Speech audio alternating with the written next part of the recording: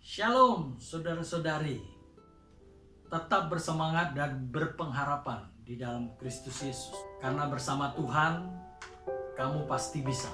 Bersama saya, Pastor Budianto Tan.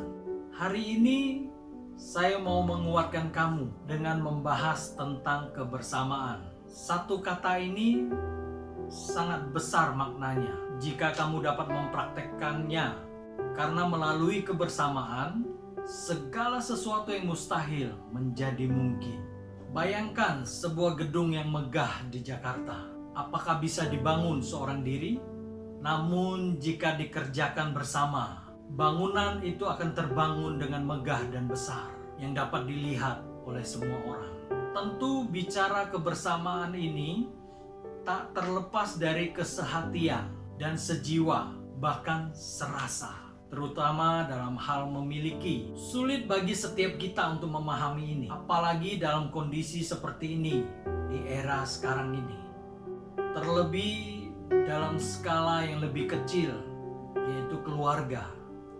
Apa yang kamu miliki atau apa yang keluarga kamu miliki mungkin sulit untuk saling berbagi, dan ini sulit untuk dicapai oleh kasih manusia yang cenderung condong.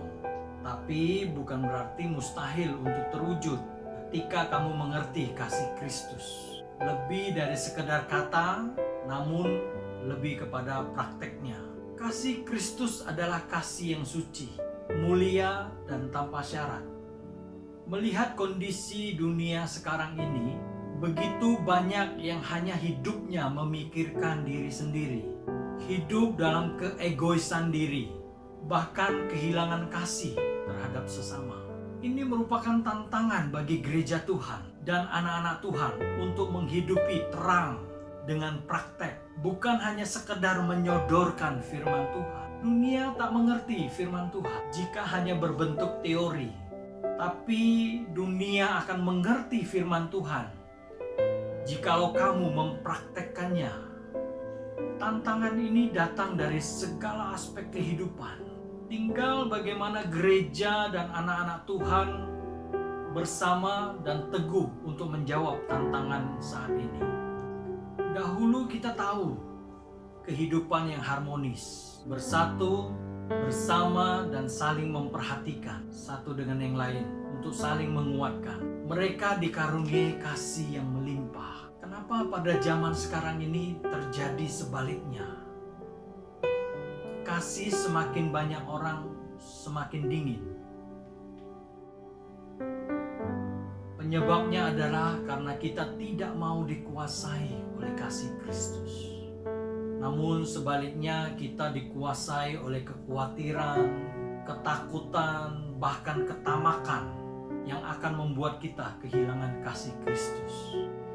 Ini memang alat si jahat untuk menguasai anak-anak Tuhan dan gereja Tuhan, sehingga dapat dilihat satu sama yang lainnya bukan lagi saling mendukung, tapi saling menjatuhkan.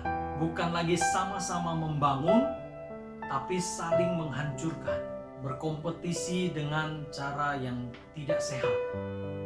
Namun ketika kamu mengerti betul konsep kasih Kristus, maka yang terjadi adalah saling memberkati, saling berbagi, saling mendukung, saling membangun, dan saling menjadi saksi Kristus melalui kasih. Memang terkadang kamu melihat bahwa kasih manusia cenderung tersurat dengan syarat-syarat. Kasih yang disajikan bukan ketulusan, tapi sebuah keuntungan. Tapi kasih yang ada di dalam Kristus akan mengubah kamu. Bahwa kasih tidak memberikan syarat, karena Tuhan memberikannya dengan cuma-cuma. Maka kamu pun harus dapat membagikannya dengan cuma-cuma. Kebersamaan dapat dicapai kalau kasih Kristus yang hidup, sehingga kebersamaan itu dapat menguatkan satu dengan yang lainnya, memberkati satu dengan yang lainnya. pautkan hatimu kepada Kristus. Karena sumber kasih karunia adalah Tuhan sendiri. Sehingga kamu tidak lagi berpikir untuk dirimu, tapi bersama untuk Kristus.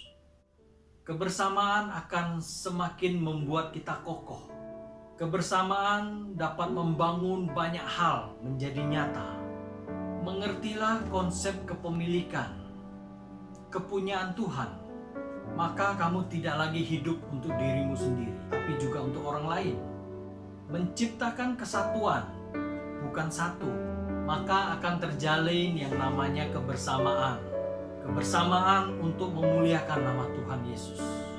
Kamu bisa. Tuhan Yesus memberkati.